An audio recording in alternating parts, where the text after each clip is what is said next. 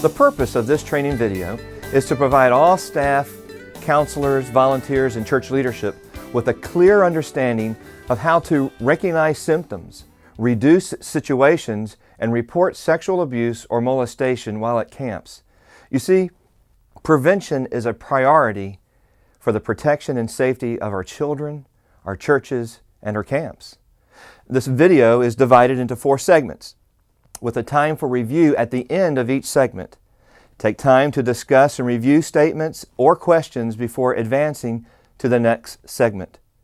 The segments are the definitions and effects of sexual abuse and child molestation, typical patterns and methods of operation of a child molester, signs, symptoms, and reporting of suspected sexual abuse, recommended procedures to reduce, prevent, and report suspected abuse or molestation of campers. In this first segment, we will define and identify sexual abuse and the effects of child abuse. The precise legal definition of child sexual abuse or molestation it varies from state to state, but in general, it includes any form of sexual abuse to which a minor is being used for the sexual stimulation of the perpetrator. In this training, the terms molestation and sexual abuse are used interchangeably. From the Texas Administrative Code, child, a person under 18 years of age who is not and has not been married or who has not had the disabilities of minority removed for general purposes. Sexual abuse, any sexual activity, including any involuntary or non-consensual sexual conduct that would constitute an offense under the Penal Code 21.08 or Chapter 22, involving a facility and a patient or client. Sexual activity includes, but is not limited to, kissing, hugging, stroking or fondling with sexual intent, oral sex or sexual intercourse, and request, suggestion, or encouragement for the performance of sex. Child sexual abuse may be violent or nonviolent. Here are some types of child abuse. Physical abuse includes bodily harm or injury caused by blows or harmful substances, as well as exposure to unreasonable risk of harm or injury.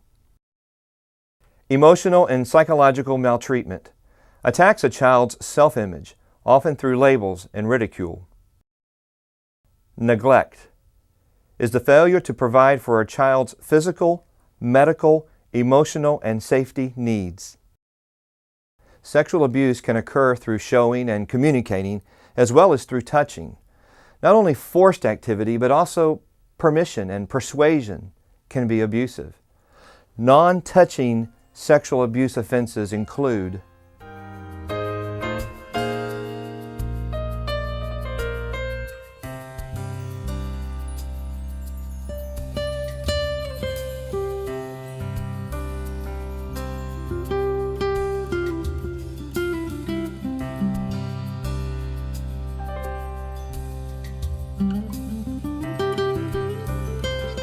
touching sexual offenses include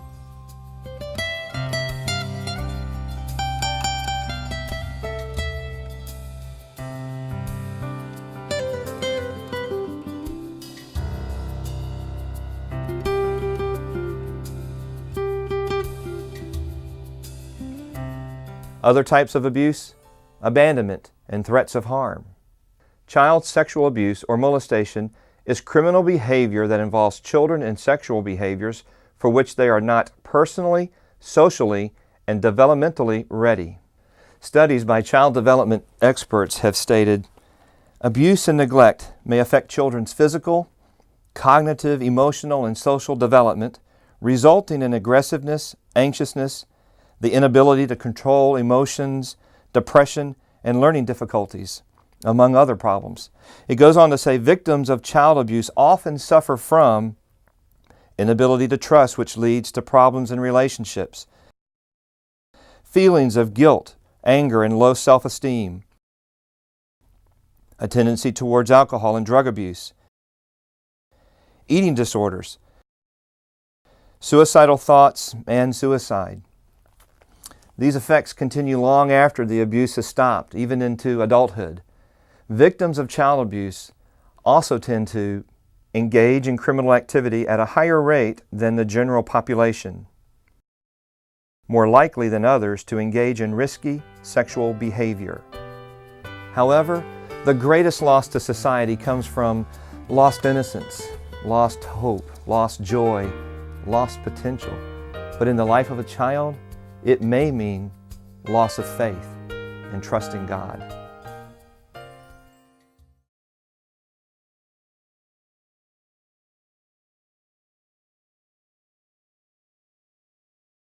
In this segment, we will identify typical patterns and methods of operation of child molesters. A child molester is described as a person older than the victim, male or female, which experiences any type of sexual act with a child. The majority of child molesters are male. Who is the typical child molester? Often camps, churches, and communities fall victim to the stranger danger misconception by believing that molesters are dirty old men or strangers in trench coats. These stereotypes are not only inaccurate, but dangerous, as they allow a false sense of security. Often the public becomes obsessed with the stereotype while never suspecting that the real molester might be a respected member of the church, camp staff, or community. There are two types of child molesters: preferential offenders and situational offenders. Preferential offenders have a particular sexual preference for children of a particular age, gender, or a child with specific physical characteristics. Extremely dangerous because of their predatory nature. Proactive in seeking their victim and aggressively engage in bold and repeated attempts to molest a child. Invest significant amounts of time, energy, money, and other resources to fulfill their sexual desires. Have excessive interest in children, seek access to children, and frequently move to avoid capture. May maintain pornographic collections and photograph children and/or their victims. This type of offender may appear to be the ideal children's or youth worker. They enjoy children. They socialize well among children. The best way to stop this kind of offender is to develop an environment that puts the offender at risk, not the child. A thorough screening program, proper supervision, and accountability will discourage this type of an offender. Situational offenders. Far more situational offenders exist in society than preferential offenders, but they have fewer victims. Situational offenders are opportunists engaging in misconduct when the opportunity presents itself, are indiscriminate concerning whom they molest, and act completely on impulse. An example of a situational offender would be a youth worker who plans various activities for his youth. After the meeting, he takes several of the students home. The last person to be dropped off is a young girl who comes from a dysfunctional family. A pattern develops where the offender and the girl sit in the car and talk for an extended period of time. One thing leads to another. The opportunity presents itself, and the youth worker has a sexual relationship with the girl. To reduce the risk of situational molestation, camps must again create an environment of accountability. Screening and supervision are the two key strategies to establish such an environment and, in turn, reduce the risk of sexual molestation. Methods of operation. Sexual predators could employ any of the following methods or strategies to gain access to a child. Seduction. The molester usually is known to the child. He spends time with the child and normally is trusted by the child. The initial contact with the child is non-sexual, but over time advances to be sexual in nature. That's a technique called grooming, where the molester offers gifts or favors to gain the trust of the child. Trickery. Molesters are creative in using the natural desires of a child. Children see adults as authoritative figures. Children are naturally curious and need attention and affection. A molester may use these natural tendencies to trick the child into a situation where these molestations can occur. Force. Usually, there is little a child can do to resist force. When force is used, The child is rarely acquainted with the molester. Let's move on to our last method. Secrecy is the common thread in these methods of operation. Secrecy is maintained by several methods. They include, but are not limited to, bribery. This could include gifts, animals, or any favors that interest a child. Blame. The molester tells the child they are at fault for what has happened. Embarrassment. Children realize that what has taken place is wrong. Loss of affection. Often the molester is a person that is loved by the child. Displaced responsibility. The child blames themselves for the molestation. Threats. The molester will threaten the child or someone in the child's family with physical harm. Again, there are two types of offenders, preferential and situational, and they have many different methods of operation. But with proper screening and supervision and accountability, we create an environment that will put the offender at risk and not our children.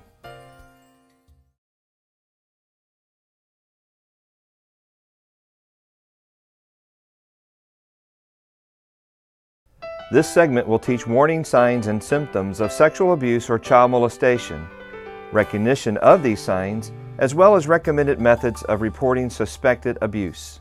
Sometimes there may be signs of sexual abuse even if a child or youth does not speak to you directly about it.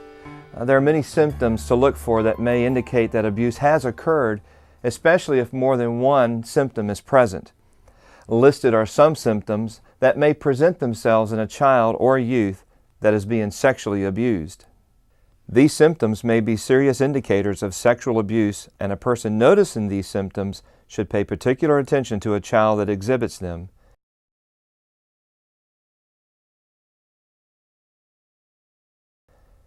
The presence of any of these behaviors may indicate that sexual abuse has occurred. These behaviors are not, in and of themselves, conclusive evidence that a child has been abused.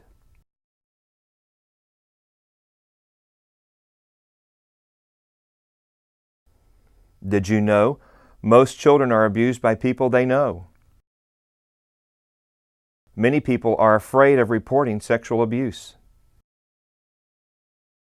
Most sexual abuse is probably never reported to the authorities. Possibly 1 in 3 cases of child sexual abuse is not remembered by the adults who experienced the abuse.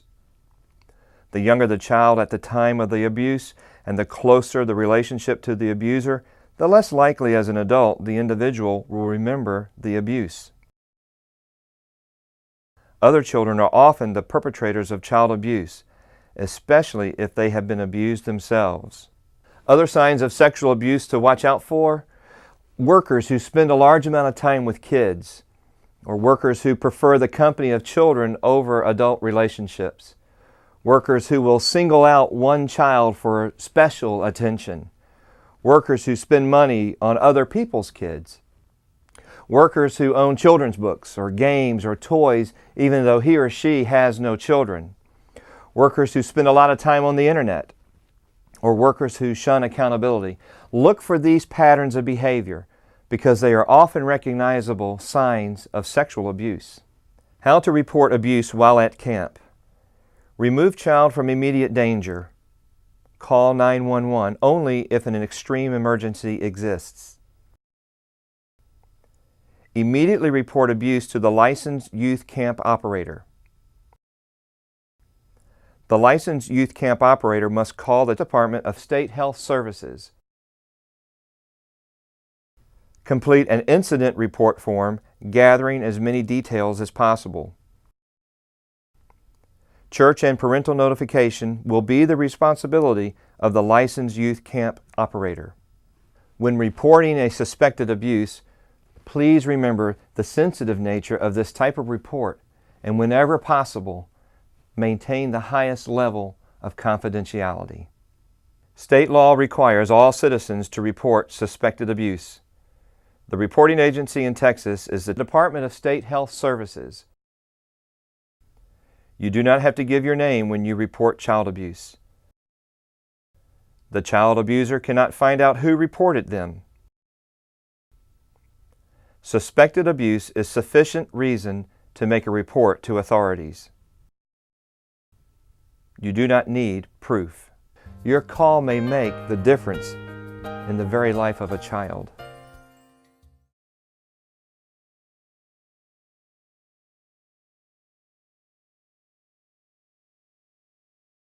In this segment, we will instruct how to avoid being accused of sexual abuse or molestation, how to prevent camper-on-camper abuse, and how to report sexual abuse or molestation. Perhaps the greatest challenge to persons choosing to work with children and youth in Christian camping is when one suspects sexual abuse or child molestation, or when one confides that they have been abused or molested. The following policies are primarily for the protection of campers. However, they also serve to protect adult counselors from false accusations of abuse. 2. Counselor supervision. No adult will be allowed to be alone with a camper in an isolated place. In situations that require personal conferences, the meeting is to be conducted in view of other adults. No child or teenager is to sit in the lap of an adult. No adult is to allow a child or teenager to sit in his or her lap or lie in his or her bed. The only exception would be the parent of the child. No frontal hugs. An adult from time to time may sense the child's need for a hug in order to support or comfort the child. The adult must use a shoulder-to-shoulder hug. Respect of privacy. Adults must respect the privacy of all campers in situations such as changing clothes or taking showers. An adult would only intrude to the extent that the health and/or safety of the camper would be in question. Sleeping accommodations. Adults should sleep in an area where the highest level of supervision is possible and should not isolate themselves from general view. Appropriate attire. Adults will at all times dress modestly. Roughhousing or hazing is prohibited. An adult will not wrestle, tickle, or in any way engage a child or teenager in an activity where the adult's hands might come in contact with the camper inappropriately. Please note, all counselors must monitor each other, not to accuse, but to protect each other in case of an allegation. Campers assigned to a counselor should be accounted for at all times. Campers in sleeping areas. Campers will not be permitted to be in the sleeping area of any camper of the opposite sex. Camper visibility. No campers are allowed to be alone with another camper out of sight of an adult or other campers. Sleeping assignments. Campers are to sleep in his or her assigned bed. Campers are not to sleep together. Adult supervision.